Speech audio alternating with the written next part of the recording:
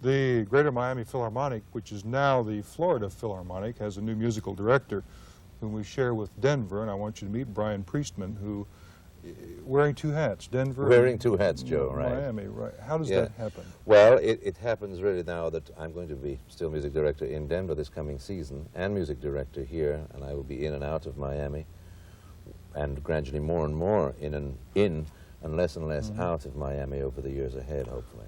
Why the name change to Florida? Well, I think two reasons. First of all, there was a bad smell, really, about the old orchestra, and not in any direct personal way, but because there was a doldrum period over the last 2 or 3 years, at which the orchestra was gradually climbing. I think particularly last season was an effective season for the orchestra, but there was a doldrum period, and we all thought that really it would be better to get rid of the past completely, with all the overtones implied by changing name, and also to give, if not immediately, then over the years ahead, a feeling that the orchestra is going to be going further and further into the community, wider than just the city confines. Right. Look, and I think there is room in southern Florida for an orchestra that is more regional in its scope. In the musical world, in the musical community, are the vagaries, the troubles, the ups and downs of every orchestra well known? Oh, yes. You've followed Miami even though you haven't been Oh, there. yes. Oh, yes. See, there are in this country something like 26 or so major orchestras, which includes New York, Philadelphia, Boston, Chicago, and so forth, the big five, but also includes orchestras like Cincinnati, Indianapolis. And at one point, Miami was really, at least from the budget point of view, in that category. And what happens to the musical directors and happens to the managers of those orchestras is extremely well known within the profession. Well, now, you mentioned money. Is there a direct correlation between the best orchestras and the most budget? Oh, yes, because orchestra musicians are seeking jobs, very fluid movement of orchestra musicians around the country. And obviously, the better an orchestra musician you are, the more fee you can command, and the better orchestra in terms of budget you can go to. As a conductor in symphonic, in a career with an orchestra, where does the creativeness come from? Isn't the majority of the works you deal with the same works? Most of the works that you work with orchestras you have done before, you will do again. It's predictable. Where does the creativeness come? I mean, you will work with the same works that you've worked through perhaps your whole career, Beethoven, symphonies. Where's the real heart of the creativeness in your job? Well, it's as different every time. First of all, the musicians you're working with are different. The circumstances are different. The mood of myself and the orchestra is different from one day to the next. Just repeating the same program, you get a different concert. That's the advantage of live music. It is always different. Whereas every time you put the needle down, it is obviously always the same. Right. But over and beyond that, there is surely the effort that we all make in our lives to try and find more in what we're doing. And every time I study a Beethoven symphony, however well I think I know it, there are new things that I discover in it, such as the genius of the work, well, now such as the intensity of the work. Let's analyze that for a minute. Explain to me and the audience. We think of a piece of music as written very cold, a dotted quarter, 3/8 notes. I mean, it's there. The beat is the same.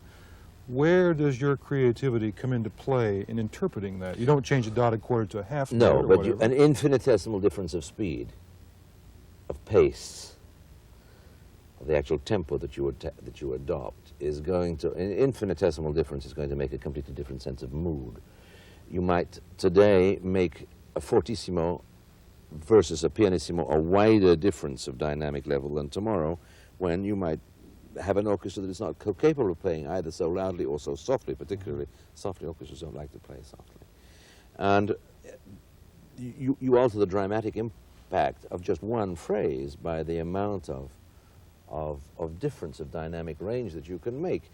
It might be that you decide to start this phrase in an up bow, and next time you do it, you think you've got a better idea, you start it with a down bow. Infinitesimal, but it makes a difference. It does make a difference. And all these tiny things, you breathe in a different place on your oboe next time than you did last time.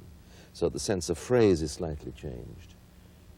And again, you've got a new concept of the piece. And that's what makes the difference between one conductor and another, working with the same orchestra.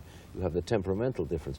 Old Stokowski, who passed away just a couple of days ago, Stokowski could go to an orchestra and without a word being said, it sounded like the Philadelphia Orchestra in terms of quality of sound, because he was able to impart something charismatically, extrasensorily.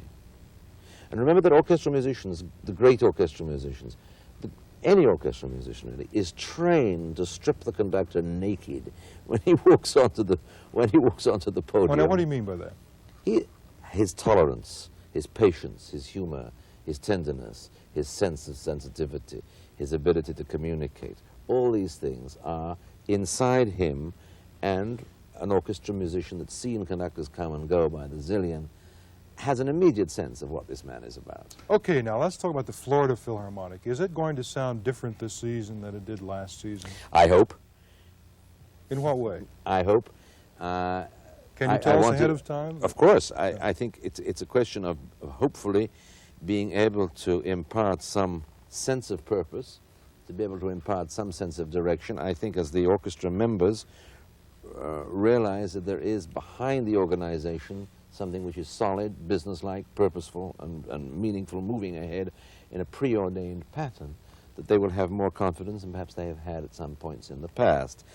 And although they have been promised this sort of thing time and time again, they may very well turn around cynically and say, well, is this just another promise? But hopefully over the course of the months ahead, they will realize that something really different is happening. In your career as a conductor, as a musical director, do you have a progression?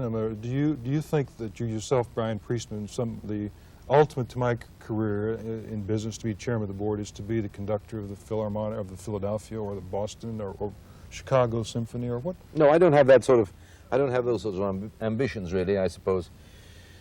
Some people do. I would hate to be the conductor of the New York Philharmonic. I think it'd be absolutely terrifying. Okay.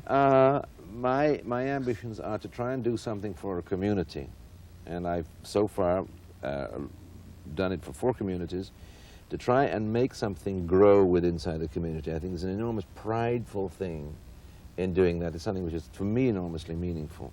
It's something which you can look at yourself in the mirror in the morning and say, it's working. I'm doing something for the art. I'm doing something for the community. I'm doing something for the colleagues in the orchestra.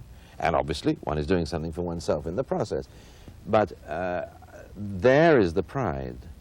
It's the challenge of taking a situation which is perhaps a little in the doldrums, as this is, as Denver was when I went there, as Baltimore was when I was in charge of the Baltimore Orchestra for a time, and saying, all right, this is a meaningful situation which has to grow. Let's see how we do it. And each circumstance is different because each city is different. But there is a sort of plan of action which takes over.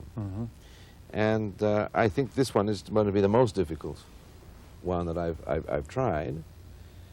It's a great challenge. But it's a marvelous challenge, and I'm looking forward to that. We encourage you to see the new Florida Philharmonic under Maestro Brian Priestman. We'll be back in just a moment.